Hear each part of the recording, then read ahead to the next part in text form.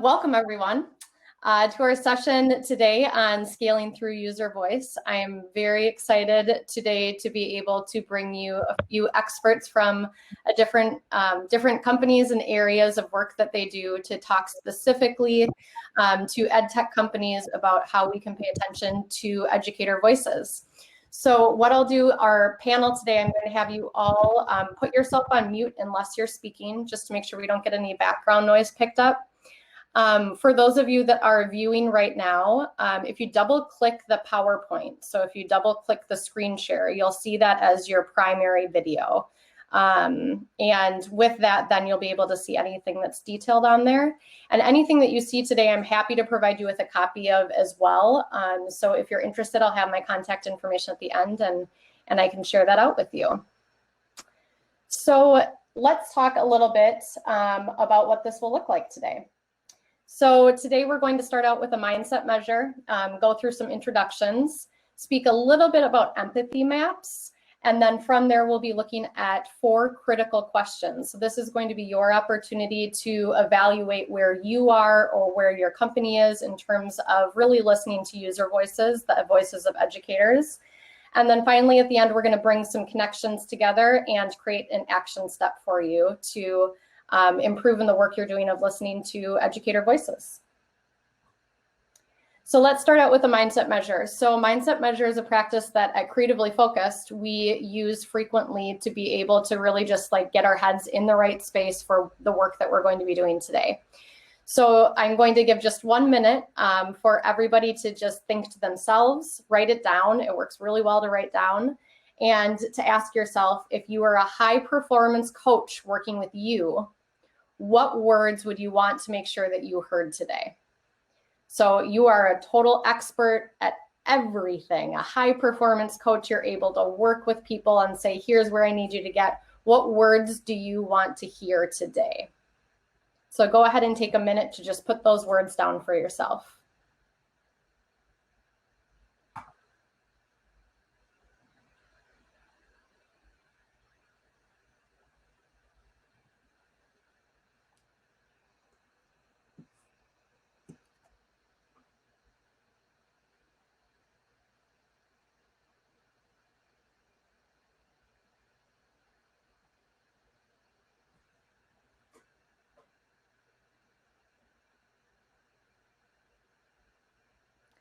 Now, even better, put those words on a Post-it note for yourself and put it up on your computer or your wall today. Say them out loud. If you say them out loud, it means even more. And you can use that anytime you start your day and you need kind of that extra boost. I know a lot of times in the entrepreneurial world, we need that extra voice that's not always the one inside of our head. But if we say it out loud to ourselves, you can almost act as if you're somebody else saying it out loud to yourself, and it can be just as effective. Let's do some introductions. So I'm going to have our panelists go around. We'll just start in the order of how we have our slide. Go ahead, introduce yourself, your role within your company, as well as just kind of any update that you want to give in terms of your priority right now or the work that you're doing to be able to hear educator voices. Let's start with Sabina. Hey, good morning, everyone. This is Sabina Saxena, founder and CEO of CityLife. Thank you, Elizabeth, for having me on this panel. I founded CityLife, a smart campus company, about 4.5 years back.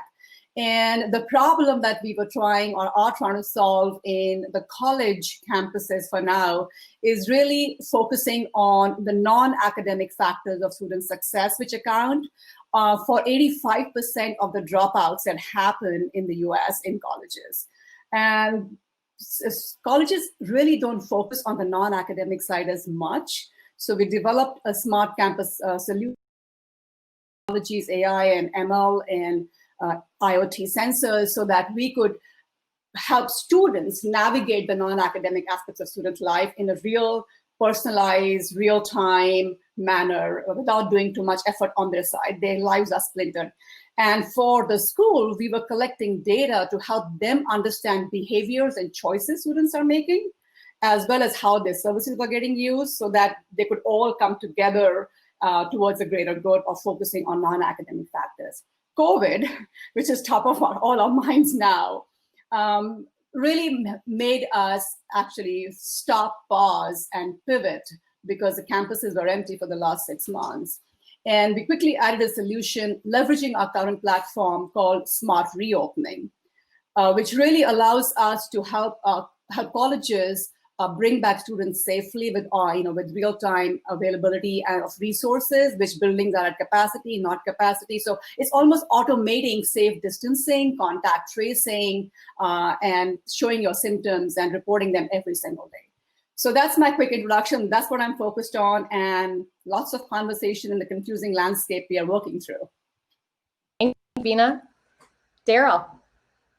Hey everybody, good to be here. Thanks, Elizabeth.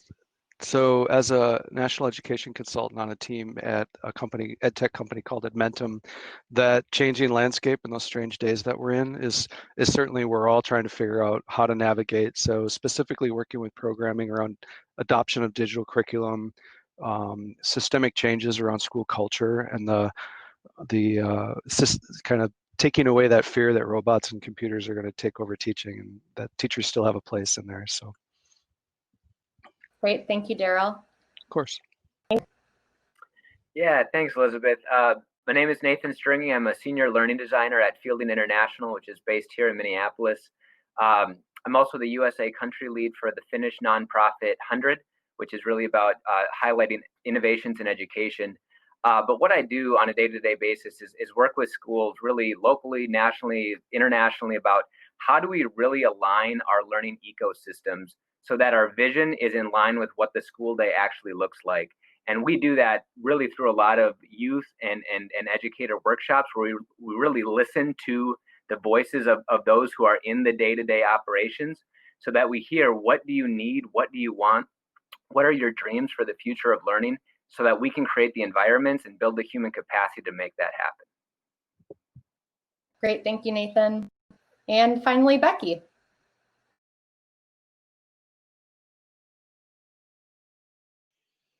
Thanks, Nathan. It looks like we lost Elizabeth, so I'll wrap up introductions here. I'm Becky Vavercheck. I'm project coordinator, creatively focused. Our core mission is to help educators and retain them in the field of education in order to support and grow our future leaders and students. And I work directly with teams to create and roll out products and services that help support teachers. Thank you, Becky. Can you hear me all right? Great. Now, where do we start with all of this? So when we start thinking about educator voices and really listening to our users, and when we think about just any industry, so let's take education out of it for a minute. One thing that's necessary for us to do is to really think about our user and empathize with our user. And so frequently what we're hearing come up, not just in education, but in any industry, when we're thinking about our market, we want to dig even deeper into who that user is, right? And so this is a really good example. I've looked at a lot of different empathy maps, and I included the link in here as well that I'm happy to share in the chat. But this is one example that I've seen before that really helps us think through the types of questions that we need to be asking ourselves when we're thinking about what a user might do, what they might see, what they say, how they feel. All of those different components are really critical for us as we start to navigate not just are we building the right product, but then how are we going to market the product? How are we going to sell the product? Who are those critical stakeholders that we have in these conversations? And so the empathy map for me hasn't been just a tool that we use to think about just the one single user, but it in fact helps me understand too then who is the person who is signing the agreement? Who is the person that I need to actually get the buy-in first from, and what kind of empathy map am I completing in order to be able to learn more about that to make those different pieces move either faster or be more successful. So at the heart of everything we're talking about today, we're going to really focus in on that empathy map side. The hardest part though is when we go to that empathy map, underlying question is, do we have the information we need to actually be able to complete one of these? And oftentimes what I'm hearing across ed tech companies, having been a former educator myself and then moving into the company side, corporate side of things, there's often a disconnect. And it may be that there's a person in a corporation who used to be an educator, but they've been out of it for 10 years, right? And so they can rely on, yes, okay, I've been an educator myself, but it turns out that they're pretty far away from really having that experience and having that voice. So when they go to fill out an empathy map, they might be doing it based on their own experience, but is that truly representative of the users that we're seeing right now? So when we get to this empathy map, it's the big question of, do we have the information we need to really be able to complete this for all of the people that we'll need to complete this for? So today what we're going to do is we're going to dig in to 4 core areas that I think are critical for any ed tech business to think about as they approach product development, sales, and marketing efforts. So here's how this is going to work. You're going to read the question. Next, you're going to score your team with the answer that's most like yours. You'll see certain components of this and think, okay, well, that's not 100% like ours. It's a little bit like ours. I want you to pick the one that is most like your company. And then we're going to take it to the next step to go to our team of experts here to listen. You can take some notes. You can reflect on your company's work in this area. And finally, just kind of thinking about what are those key things you're hearing from our different panelists that you could actually act on and that you could actually do. So let's go ahead and get started. Is our panel ready? Awesome. I think we have, let me see, I'm just going to double check. Yeah, Becky's in and out a little bit with some connection issues, but she's okay. So I will just go ahead and move forward, and if I see her come up, I can get her showing here. So let's go to our first one. Our first critical factor, our first critical question is in regards to determining that proximity. So like I mentioned, I might have been an educator 10 years ago, but I've been out of it. My proximity is not as significant as a person who's currently there, right? So our first question that we're really looking at is the problem you're solving really a problem for educators? Proximity is critical to being able to ask and answer that question. So take a moment to read through 1, 2, and 3. Give yourself or your company a score and go ahead and write that score down. Elizabeth, while folks are doing that, can you let Becky back into the room? Yes, I think so. I can try. Well, we can only do our best, right? That's very right.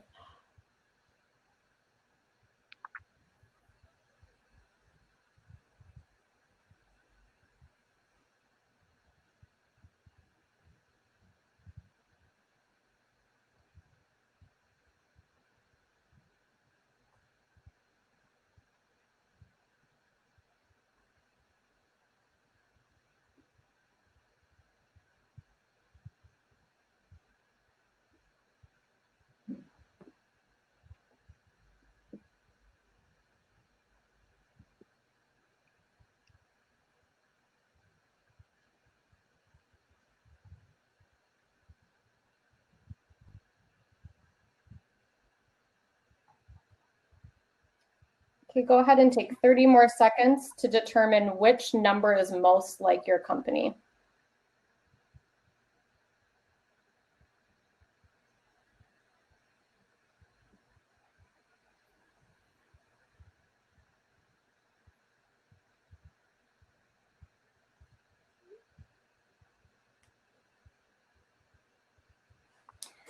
All right, now we're going to take our next step. I'm going to open this area up. Specifically, I'd love to hear from Nathan starting this piece out. So Nathan, tell me a little bit about how you, your team, the people you've worked with feel like they know, yes, we know this problem exists. We have people who have tried to solve it in the past. We know why that hasn't worked. We know that what we're doing is critical for educators. How does you and your team know that? Well, we know that because we really start with empathy in our human-centered design cycle. I gave ourselves a 3. The problem that we're trying to solve is this misalignment between learning ecosystems. And when we host a lot of different events, when we go and do a big project, we start with discovery. It's going out and being in and with people in their least restrictive environment. So when we go and have a client in a school in a district, we start by walking around all the schools without any sort of interruption. But so we really are getting to the problem that they're telling us that they're solving. So before, we don't come in with prescriptive solutions or saying this is what you need. It really does begin with listening, with empathy, with relationships. Those were the three words that I started out with the mindset measure in the introduction, Elizabeth. It has to start with empathy and with relationships and with listening. And if you're not willing to really start there and have a little bit of ambiguity of what the real solution is or what the needs of the client are or the user are, then you're not necessarily gonna solve the right problem.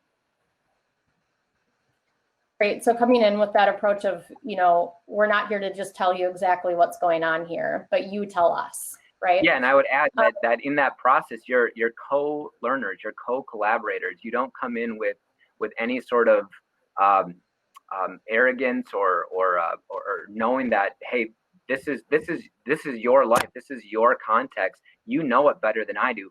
We have as much to learn, and you're a part of this process of finding what the right problem to solve is. Because if you don't start there, if you come in as the quote unquote expert that knows everything, you're not going to get to the depth of the issue, of the context that's going to inform what the next steps are to address that right problem to solve. Great. Thanks, Nathan. Sabina, can you relate with this piece a little bit? I know that your focus has been mostly in the higher ed area. How does this kind of connect to the higher ed arena? Higher ed is a very complex beast, right? Unlike a K-12 institution, higher ed is so scattered in terms of decision making. So I would step back and look at two things. One is you go in with a hypothesis based on the research and data and of the problem that you think is existing, because all this data is saying 85% of dropouts, in the US are because of, in our case, because of non-academic factors. And then you take that hypothesis and you go into the institution and identify which people can kind of be your partners in understanding, is this true for their organization? And what part of this is true for their organization or for their institution, right? And that's where our magic or our challenges, complexity, and also success came from. Is we went in with the hypothesis, we did a lot of primary research ourselves with students on the ground, understanding what the lifestyles was before I even began talking to the administrators in the schools. So I went in with not only saying, hey, this research tells us this, but hey, your students are telling us this. And that was a very nice collaborative process and gave us some good outcome. For example, at Georgia Tech, we developed a whole module because we related to where we would fit in best. And the third component, which I would like to add, is your product should be, or service should be, flexible enough to create those nuances for a particular institution, because you can't customize it, and that's very costly for startup companies to do. So that was kind of the three-part thing that we followed, partially successfully, and the journey is still on. Sounds like both Nathan and Sabina, like that proximity piece is quite literally, let's talk pre-COVID. You had the physical proximity to the people who are not necessarily your buyers, right? But are people who are going to be directly impacted by your product, right? And I think that's that piece, again, when you'll notice a lot of my language has to do with like the teaching piece, and proximity is a huge word used across teaching. But then in that business too sense, I even see myself as an entrepreneur. Sometimes when you get to that level, you start feeling yourself further and further away from those users. And so what are those systems that you put in place? And it sounds like, Sabina, when you're talking about that, it's more than just the research. It's actually then doing your own research by voice of the different stakeholders or those different people that are critical to the success of your product is really a key component of what you're doing and how you know that you have that proximity with the users. Yes, absolutely. Wonderful. Well, let's head to our next section here. So our next area is on evaluating the listening styles. So again, teacher strategy here. We look teaching styles, learning strategies, all sorts of different areas. And so what about listening styles? Take a minute here to ask yourself, how do you gather user feedback? And remember to score yourself with the one that is the most fitting for you and your team.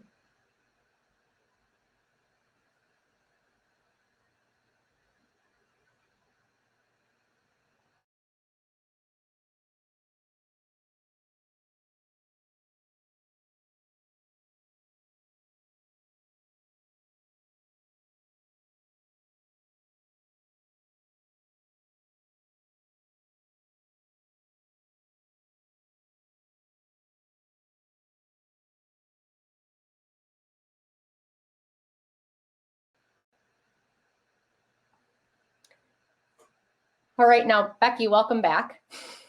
We're glad to have gotten you back in the group here.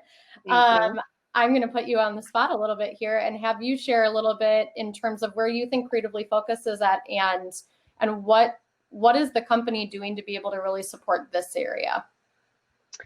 I think it's such an important piece to be able to know that your end user is providing feedback at different points in the project cycle. So we're not just creating a product or service and rolling it out and then getting feedback. We've started from the beginning, like Nathan said, during that discovery phase and really listening and hearing what are some of those pain points that they're discovering and giving them opportunity to provide feedback in different modalities as well. Being able to give them an opportunity to put something in the chat bot at 3 a.m. so that we're able to kind of see that. So really at Creatively Focus, it sounds like a breadth of opportunities for feedback, but it's very specific opportunities in different ways so that people's voices can be heard at different times in different ways in different modalities. I like that you talked about that, like the breadth of it, because I think sometimes too what we do is when we're talking about a lot of different listening styles, like what are all the opportunities, we go kind of crazy with it and we say like people can provide feedback in any way that they want. And then when you look at it from especially a startup end, it's too much data, right? And it's not organized in the way that you need it. It's not in a way that's meaningful. And so when we think about that piece, and I'll put this out to the group, and Sabina, Daryl, Nathan, any of you are welcome to chime in here. But how about that piece? What do you do with all that feedback? If you're getting it through multiple ways, what are some experiences that you've had in terms of either experiencing too much information or too little information? I think there's value in when you get that large amount, especially so if we take that first discovery moment where we sit down in my capacity with a superintendent or a group of stakeholders at a district and you muddle through the complaint department first to really get to the root of why we're having this conversation and what it is, whether it is a culture shift or it is technology or what facet of their world is affected or which of the facets. And so finding the gems in there and filtering out the muck is sometimes key to get to, like Becky illustrated, that next iteration of, okay, now what, and what do we do with that, and what then kind of specific feedback are we going to want as we go through those cycles and loops ongoing. How about this? What have you ever had that experience when you get the feedback that you weren't expecting? Then what? All the yeses. Pivot. Right? You have this like clear roadmap and you're like, we're going here. We know that this is the challenge. All of our discovery work tells us this. And then you're in the middle of a project and you start seeing like little pockets and then they all start having a trend. What then? You know, I was going to react to that a little bit. I was thinking about it when I was looking at these questions earlier on. And, you know, the one thing I learned from my dad, he was an educator. He was saying that as in life, as in your work, don't react in the moment, right? Let it simmer because you don't have enough information when you first read it. And, you know, and this can come in feedback, negative feedback from the client in some, you know, the delivery, the service, the functionality, whatever that might be, whether you were seeking it, because we always ask them, tell us what's going wrong. I mean, we'll be on top of it, right? So beware of what you ask for, you'll get it. but then let it simmer and get your facts right, because you want to make sure that you're not over promising and under delivering, but have the measured approach. And customers can see through that. When you are reacting, you are nervous, versus you've thought about this and now you're coming to either defend or support what they are saying and defend yourself, or whatever that action you want to take. So that has been my strategy. It irks me no end that how can they say bad things about my baby, but that's the approach I've taken thus far, and it's worked a little bit. It is. I think it's whether you like it or not, there will always be the personal feel to the feedback, right? And I think, we can talk about that outside of education. It can be in any area, but something that you've built and you've done so much pre-work on, to then find out a component of it isn't working to the way that you wanted it to, and to feel like you're almost starting over again. It can feel like a personal dig, but I think that idea of letting it simmer is so critical. So we don't just quickly react and keep iterating more than we really need to be doing. Yeah. Let's head to our next question. So our third section here is looking at expressing value to our users.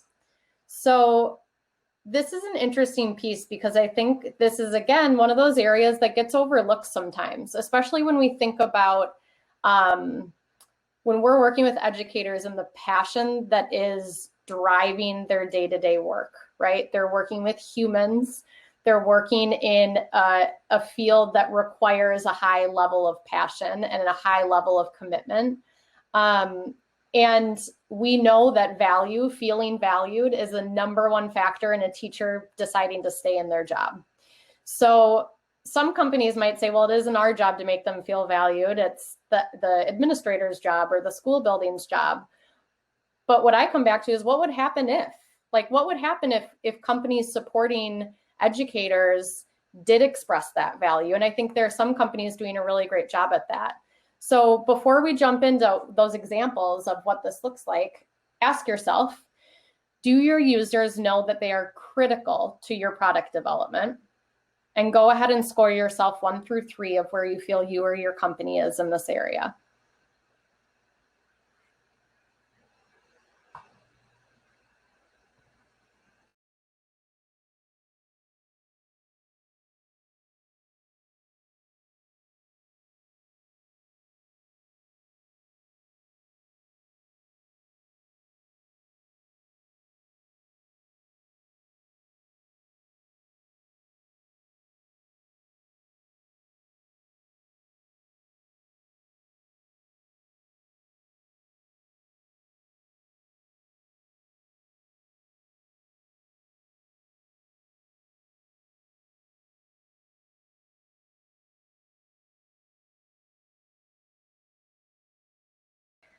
All right, Daryl, I'm putting you on the spot for this, and here's why. Every time I go on Twitter, Edmentum has something that is educator focused, engaging teachers. It has something that is so just there, we value you, right? It's right in my face. So tell me more about that. How do you see your own role contributing to that?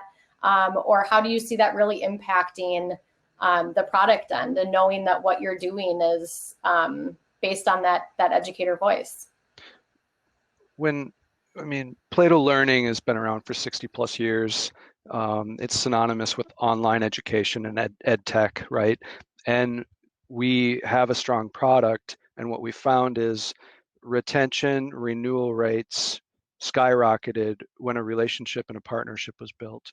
And when you think about Dale Carnegie work, or you think about being a trusted advisor in a consultative role, putting yourself into that spot of just listening.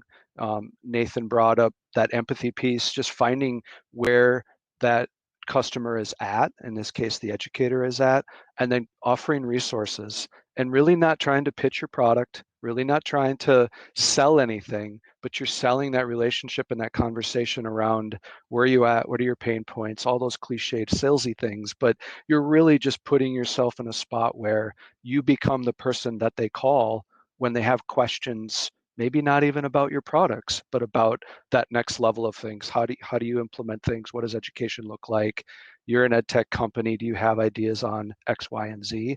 And that's really elevating the relationship, and then the sales comes next. So the product is a byproduct really of that relationship that you've invested in, and that's by design right now. When you go educator first is a mantra, but we're living it daily, and it's proving fruitful in the bottom line in that regard. I would add to Daryl's point in the chat, the payout to become a trusted advisor to your customer partner is invaluable. And I think it does really get down to what sort of relationship are you trying to build? Is it a transactional relationship, or is it a transformational relationship? And the difference is in the authenticity that you bring to that relationship.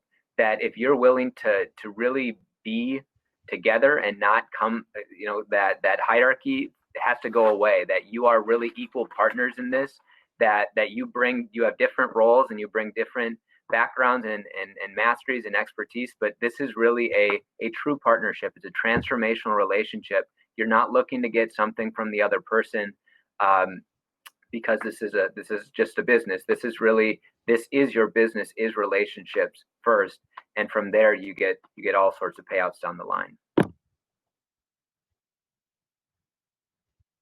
So what are some ways that you see that showing up in terms of, if you have a team, how you're training your team members, right? So I think some people would call it something as simple as like customer service, right? Some people would call it customer success. Some people would call it sales, but like at the core of all of those is the building rapport piece, right? And building that relationship. And I think, as we look at how startups grow, especially in the education area, we know it's all about relationships, right? Whether it's internally, externally, wherever it might be, we know relationships are critical.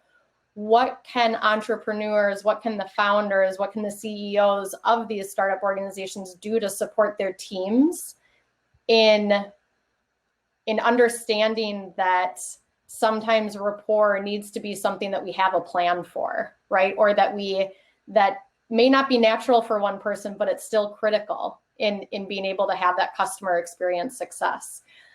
So I put the question out to this group too, to say, what are some kind of tangible things that you've seen done for people on your teams that support this kind of customer first, educator first mindset?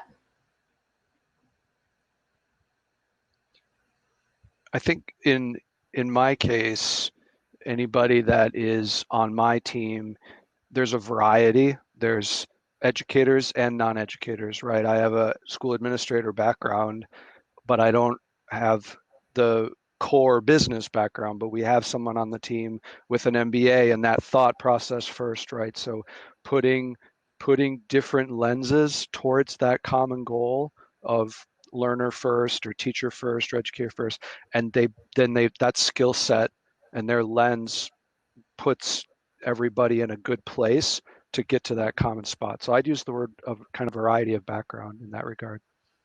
I would add to that, and I would say it all goes back to what culture does the founder and the CEO wants to build in the company, right? It is so fundamental to how everyone around you will behave and under you will behave.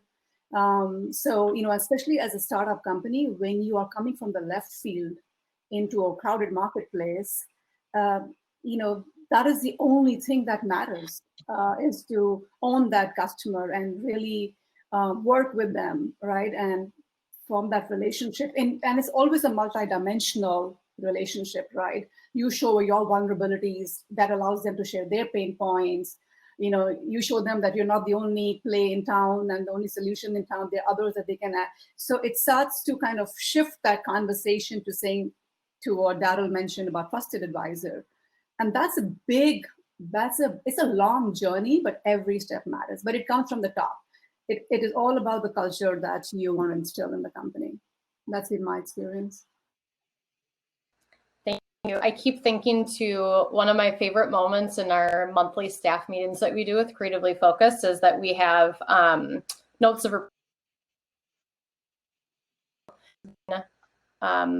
I'll just call it an expectation that we have of everyone on our team. Like, take the moment once a month, identify a teacher, an administrator, whoever it might be, that you're going to write a note and say exactly what you're thankful for that person doing. And I think, you know, we tried with it for a while. In the beginning, we were like, yep, people will do that because we've hired great people. But then we also realized that those are sometimes the first things that get kind of thrown to the side, because we all feel rushed. The startup life is crazy, right? Like we're always in this go mode. But we built those 15 minutes for our team to do that. That was a way that we knew once a month, you know, and a lot of people write 2 or 3. So 50 people were getting letters that month saying, we value you, here's why we value you. And I think that has been a really kind of tangible way for us to say, this is one way that we express value to our customers. So I appreciate this input too, of again, thinking about what are those different methods of how we can see them as not just a transactional kind of process, but helping them to really transform the work that they're doing. All right, let's move on to our 4th critical question. So this one here is really about sharing success. And it's not necessarily just our job from a company standpoint to share our success, but we also need to have some things in place that allow our customers to be able to share their success, right? We know referrals are wonderful for every business. First, ask yourself this question: are your users selling your product for you yet? Notice I added on a yet because they will and they can. And if they're not yet, it's okay. But where are you here? 1, 2, or 3? Take a minute to identify where you are.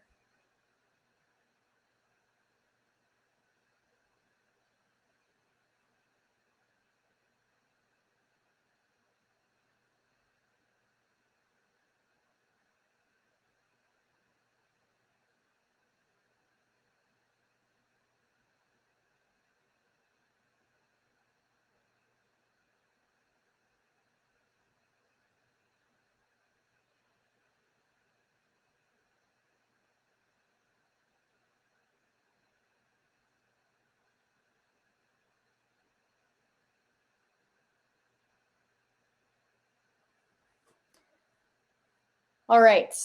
And I never predicted that I'd be able to share an example from this, but I was recently asked, I was having a conversation with a very successful entrepreneur, and he said, hold on a second. You went from research to being a teacher, to being a building administrator, to being an independent contractor of being a building administrator, essentially. And now you're a CEO of a business. Like, how's that? Like, do you like that? You know, that it just sounds like very different avenues. And I've always talked about research being really the path to what got me into education. One thing that was in the middle of all of that I had totally forgotten I had done was 6 years ago, I started selling Beauty Counter. And I started selling it because I loved the product, right? I tried it for the first time. I had just had my first baby, or I was pregnant with my first baby at that point. And I thought, you know, I'd really like to learn more about the business world. I hadn't yet started Creatively Focused, but my brain was there. And I didn't recognize the opportunity as a way to start building my own business necessarily.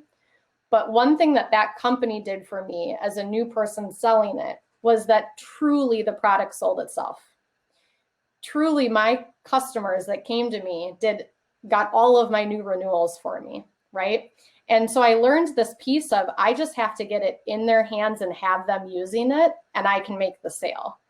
And I never knew how impactful that would be in my mentality then moving forward to start my own business. So as I started Creatively Focused, we put little to no marketing efforts in the first year because everything came through word of mouth. And it continued that way, and it continues to be our #1 way of getting business is through word of mouth.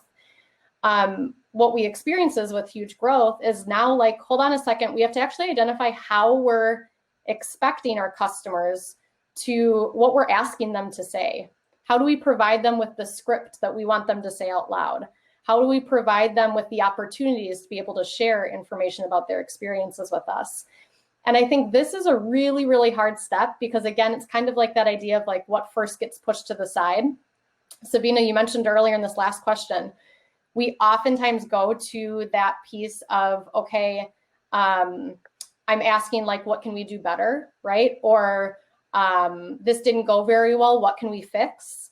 Very rarely do we go to like our best customers and say, why do you keep choosing us, right? Or why do you keep coming back to us?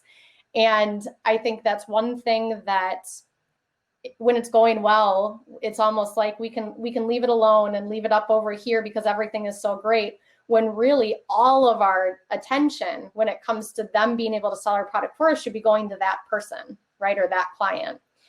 So I'm wondering to the group, because for transparency's sake, out to anyone who's watching, this question was actually the hardest in terms of like seeing this as like, yes, this is my number one I want to talk about. I've got concrete examples of it. And that made me really curious. It actually was like a 3 and 4, like toward the bottom for this whole group. And so I want to open it up for discussion from that standpoint of like, what is the hardest part about this? What have you tried that hasn't worked? What have you been doing that you're hoping will happen? Or what have kind of been your roadblocks in being able to really have your customers sell your product for you? I can go first, Elizabeth, with a couple of examples. So I come from the consulting background before I started CityLife and selling to consumers.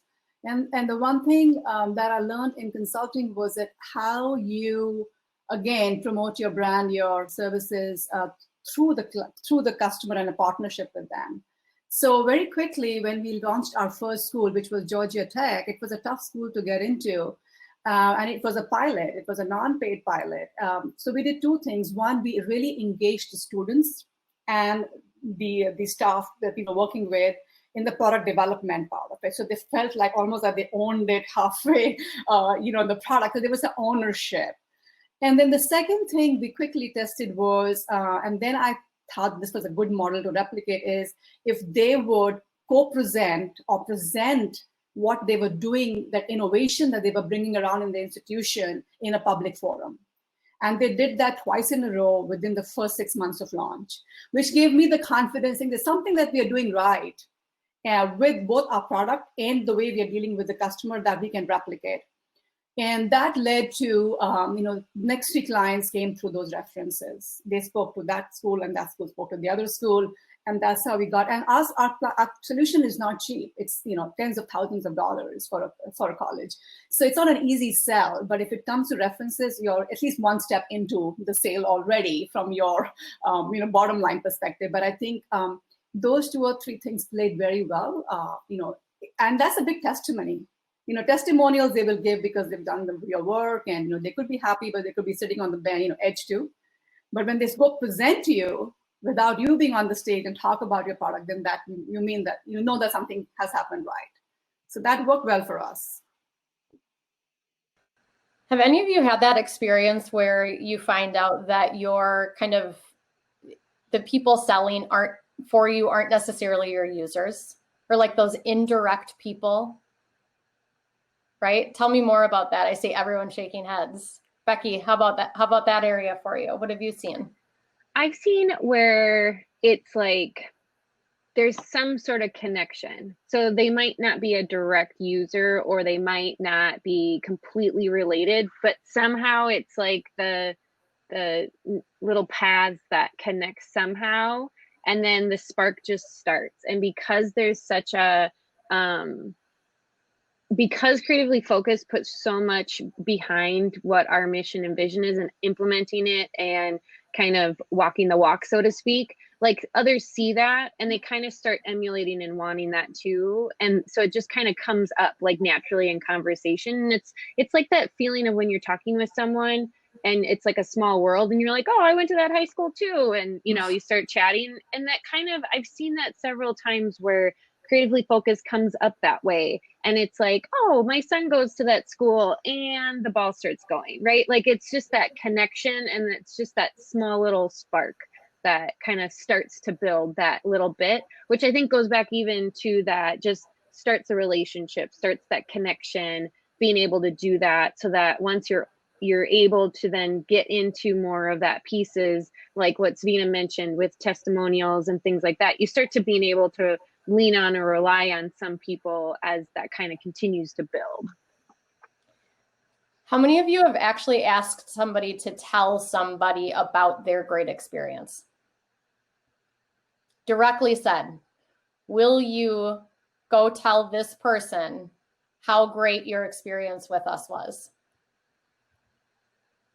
So Well, I put that question out there because I think, oh, go ahead, Daryl. I want to hear it. Well, you've experienced it with me. It's total unsolicited. Like, I thought of you when I was having this conversation for whatever reason, X, Y, and Z, and then just connecting dots, right? So it is that professional networking. And it happened the other day. Someone was having a conversation with a school superintendent and is not invested in Edmentum, doesn't even work for Edmentum, but had crossed paths with me, and I was passionate about something and got on a soapbox about whatever, and they remembered that, and they said, go talk to Daryl, he's got a thing that he's doing and whatever, right? And it came from that. So you don't always know who or how, right? You mentioned the mechanism of gathering the feedback and finding out how people were recommended and that, and I think that's a valuable piece, right? Is it from Facebook or whatever? But just sometimes it's organic, like Becky alluded to, of because of somebody talking about something a month ago, now it's a thing, and now you have this organic moment and already equity in the conversation because somebody vouched for you in that regard. And I think sometimes we hit those organic moments. What it sounds like is they're all driven off of relationship again, right? Exactly. Yep. You've been able to build the rapport. You understand who you're talking to, what type of language to use. You understand what is going to make them really feel. You can understand the pain points. You know kind of where you're headed in your conversation. And then we also have the really like inorganic moments that are straight just, you've made this decision. I'm going to ask you to do this, right? Mm-hmm. So I'm actually going to refer to my sister in this who works in the sales area.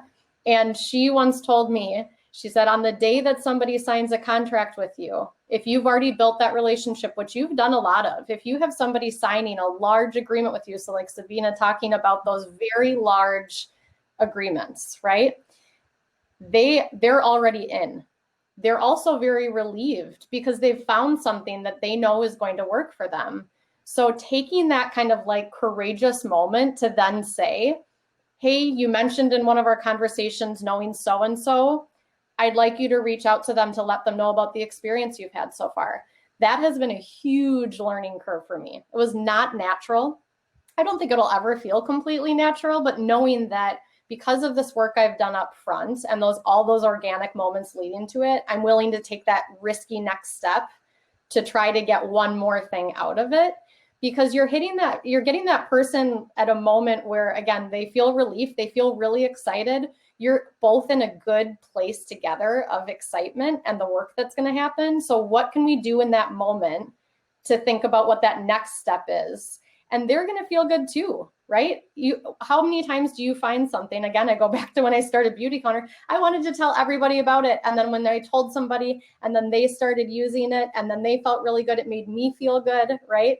So going back to those feel good moments that I think sometimes in our minds, we can think like, oh, it feels so salesy, or, oh, it feels so, like just odd or uncomfortable. But to know that really, again, the beauty in the work that we're doing as ed tech companies is that it all comes back to doing good. And so we can really just keep continuing to spread our awareness of the products that we have, our awareness of user voice across all of these different kind of modalities and organic ways and inorganic ways. So let's take a moment in our next step here and just ask yourself, are you sure that your empathy maps that you're using are complete? One, do you have enough of them?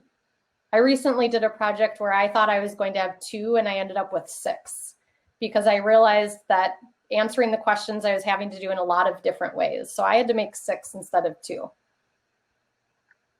So first, do you have enough? Do you have all of your stakeholders represented? And then 2, are you confident in how you're answering those questions?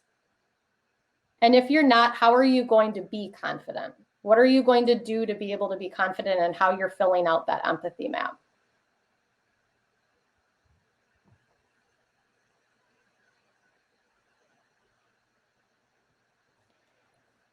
And now finally, I want you on one piece of paper or a Post-it note in front of you to create your next step.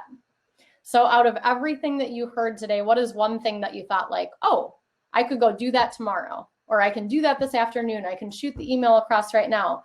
Hey, I just signed a contract this morning. I'm going to reach back out to that person to see who I can connect with.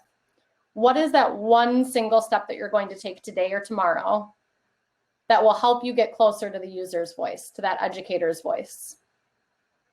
Who might you reach out to on your team? Who might you reach out to outside of your own company that knows a little bit more than you do about your user?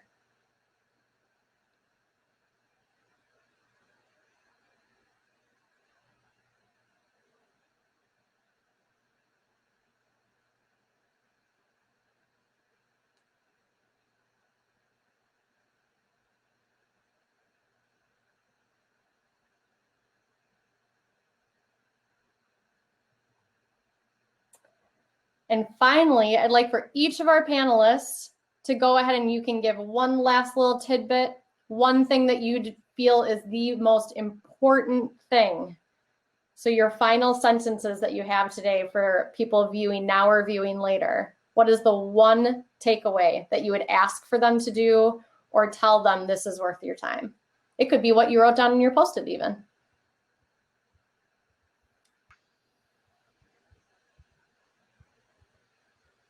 Who wants to go first? I have mine. Oh, go ahead, Nathan. Oh, all right. Well, okay. I'll just say the thing that you can do is using the language of the Heath brothers, switch, how to change when change is hard. It works in so many contexts. It works for entrepreneurs. Shrink the change. So whatever change that you want, shrink it so that it's as tangible as possible. So for instance, when you just said that, Elizabeth, about what's your next thing, what's the next right thing? What's the thing that you can do in 5 minutes from now, the moment that we get off this call, or tomorrow? Not always getting stuck in the big picture or the what are the strategic steps that I have to do. That there's time and place for that, but what's that next right thing? So for instance, I'm looking at a $10,000 Align to Thrive workshop that's going out tomorrow. I'm thinking of 3 teachers who I'm going to send this out to and ask them to share it with their principal or superintendent. I've already got one sale that way.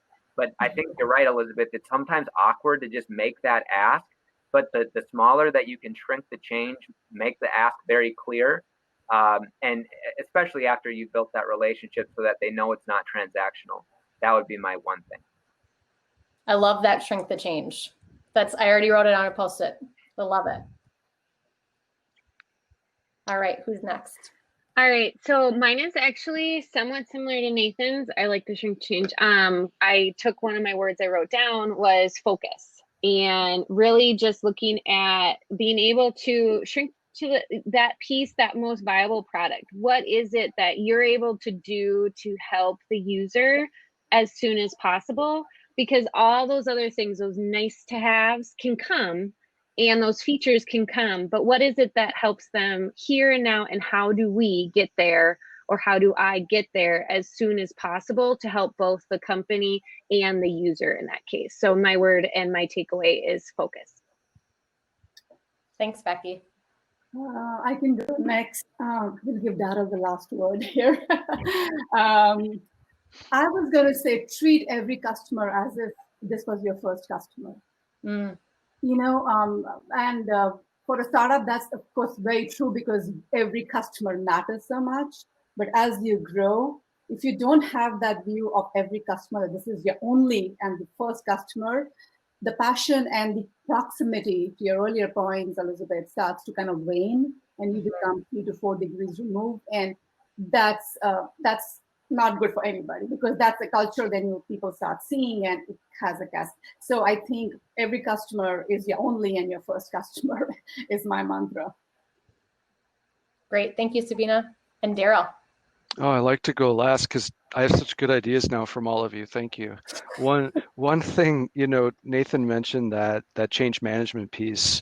One thing that we're really growing on my team, and as we work with schools to think about that payout, think about where they want to get to, and getting my own assumptions after over 20 years in education, where it's like, I feel like I already know what they need to do, and just trust me, right? And just calming down, getting myself out of the way and letting them move through it. Like Sabina said, it's their individual moment in their journey to get to the change that they want to see, and really being that facilitator. So my words were facilitator and no assumptions, right? And getting that customer comfortable and in a trusted spot where you can walk along with them, and the rest takes care of itself. But yeah, this was really fun. Thanks, everybody. This was so great. Thank you, everybody, so much for your time today. For those watching now or later, I'm happy to have you contact me. Seriously, I really love this stuff. I could do this stuff all day, every day. Again, never thought that this is exactly what my days, what I would want them to look like, but I absolutely love being able to bring, especially ed tech companies, educators, companies together to say, okay, how can we all keep doing good, but make sure that the good that we're doing is in a focused effort to truly have impact and change happen. So thank you to our panelists today. I'm very happy to know you. I'm grateful for all of the expertise you provided, and I look forward to talking with people in the future. Thank you, everybody. Thank you, Elizabeth. Thank you. Thanks, everybody.